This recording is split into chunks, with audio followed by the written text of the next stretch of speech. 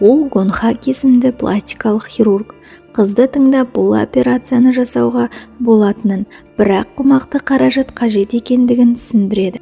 Гонхак операцияны жасауға қарсы болғанда, Ханна оның күнде сөйлесіп жүрген операторы екенін және барлық әңгімелері осы кассетада сақталғанын айтады. Бұл туралы әйелі білсе, оның жағдайы ауыр болатынын айтып қорқытады. Өз абыройын сақтау үшін ол тегін операция жасауға келісуге мәжбүр болады. Ханна өзінің жаңа бейнесін қалыптастыру үшін 1 жылға хабарсыз кетеді. Күшігін көрші үйге қалдырып, өзімен тек қана әкесі сыйлаған қуыршақты ғана алады.